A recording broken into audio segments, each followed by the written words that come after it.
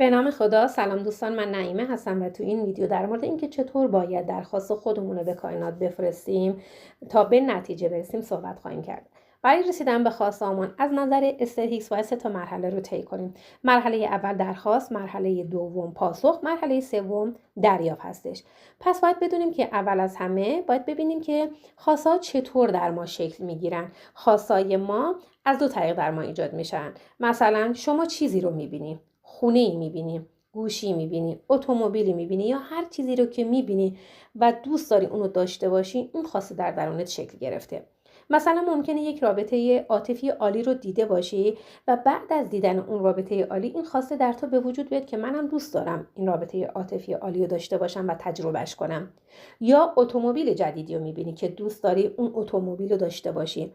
همین که این خواسته در درون تو شکل میگیره، یعنی تو فرکانس اون خواسته رو به جهان ارسال کردی. حتی ممکنه اصلا به زبونم نیاری ولی اون خواسته در درون شکل گرفته. و روش دوم و طریق دومم اینه که تو به یه تضادی بخوره، یعنی یه تضادی تو زندگی تو به وجود بیاد و خواسته تو از اون تضاد در تو شکل بگیره. مثلا تو یه مقطع زمانی هست که تو به تضاد پولی میخوری و خیلی دچار مشکلات مالی میشی.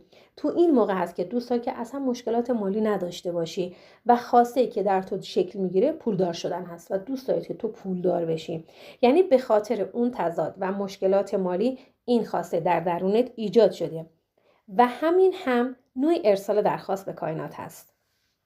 حالا برای اینکه ما بتونیم با قدرت بیشتری درخواستامون رو ارسال کنیم یا هم فرکانس با خواستامون بشیم، یعنی فرکانس خواستامون رو به جهان با قدرت بیشتری ارسال کنیم، باید بتونیم از یه سری ابزارها و تکنیک ها برای این کار استفاده کنیم. ابزار و تکنیک هایی مثل تمرین نوشتن در مورد خواستامون به صورت واضح و شفاف، حرف زدن در موردشون یا استفاده از جملات تأکیدی و تکرار اونها یا تجسم کردن خواسته‌هامون و یا حتی دیدن الگوهایی در مورد خواسته‌هامونه. این کارا باعث میشه که ما توجه بیشتری به خواسته‌هامون بکنیم و طبق قانون توجه به هر چیزی اونو با قدرت بیشتری وارد زندگیت میکنی. یعنی تو وقتی که به چیزی توجه و تمرکز کنی از جنس همون وارد زندگیت میشه. با این کار داریم با توجه کردن ما داریم به جهان اعلام میکنیم که من از این نوع جنسی که دارم بهش توجه میکنم دوست دارم وارد زندگیم بشه و جهان هم 100% به توجه ما پاسخ میده. حالا توجه تو میتونه به خواستهات باشه یا میتونه به ناخواستهات باشه و جهان هم طبق اون مرحله دوم پاسخ میده. همیشه به درخواستای ما، به خواستایی که در درون ما شکل گرفته پاسخ میده. و اصلا سیستم جهان اینطوری که به توجهات ما پاسخ بده. حالا ما با توجهاتمون داریم درخواستامون رو به جهان اعلام میکنیم و به کائنات درخواستامون رو میفرستیم و ارسالشون میکنیم. یعنی خداوند این قدرت رو به من داده که من میتونم خالق شرایط زندگیم باشم. هر خواسته که در درون من شکل بگیره من میتونم جذبش کنم و اونو وارد زندگیم کنم.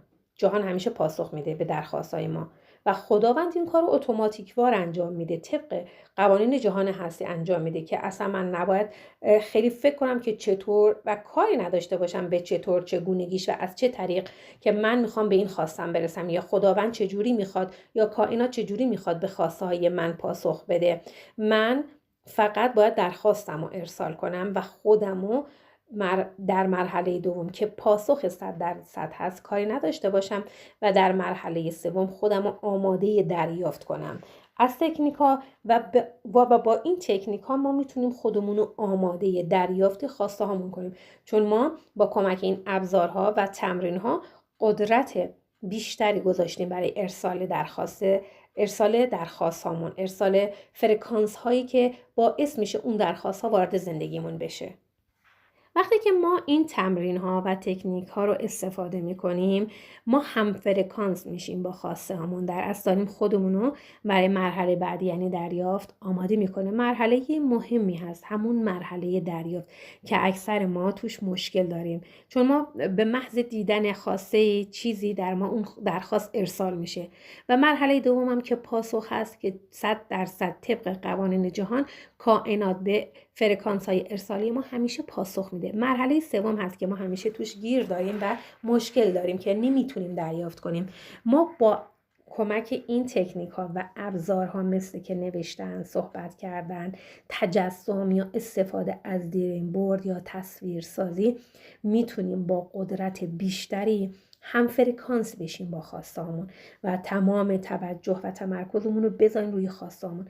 یه سری کارها رو هم نباید انجام بدیم علاوه بر این که اون تمرین ها و تکنیک ها رو انجام میدیم، ولی یه سری کارها رو هم نباید انجام بدیم.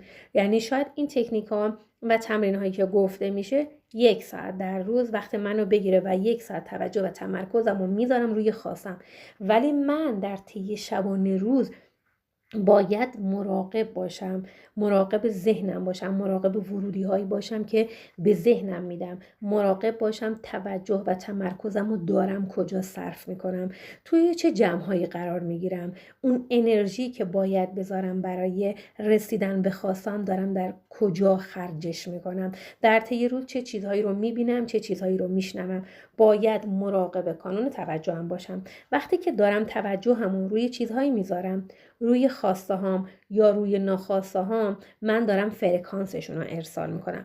پس برای رسیدن به خواستم و ارسال فرکانس و ارسال درخواستم باید تمام توجهم روی خواستم باشه. یعنی توجهت فقط باید متمرکز بشه روی خواستات و ارسال فرکانس خواستهات و اینطوری میشه که تو میتونی از انجام این تمرینات و تکنیک ها و ابزارهایی که حالا ما در اختیار داریم نتیجه بگیریم. با کنترل افکارمون در طی روز، با کنترل کانون توجهم، یعنی باید بیایم بتونیم آگاهانه ذهنمون رو کنترل کنیم، آگاهانه از این قوانین استفاده کنیم به نفع خودمون، اینکه تمام تمرکز و توجهمون فقط روی خواستامون باشه و ارسال فرکانس خواستم، اینکه حواست باشه روی احساست، روی احساس خوبه، چون هر چقدر تو ورودی مثبت به ذهنت بدی احساست بهتر میشه و باورهای مثبت‌تری در تو ایجاد میشه. وقتی که ما در طی روز مثلا شروع میکنیم به توجه به ناخواسته‌مون، هر چیزی که میبینیم بحثی میشه، حالا ناخواسته میبینیم، کمبودی رو میبینیم و اونو بهش توجه میکنیم و در موردش صحبت میکنیم و در موردش با دیگران میایم در موردش حرف میزنیم، این باعث میشه که من فرکانس ناخواستم رو بفرستم.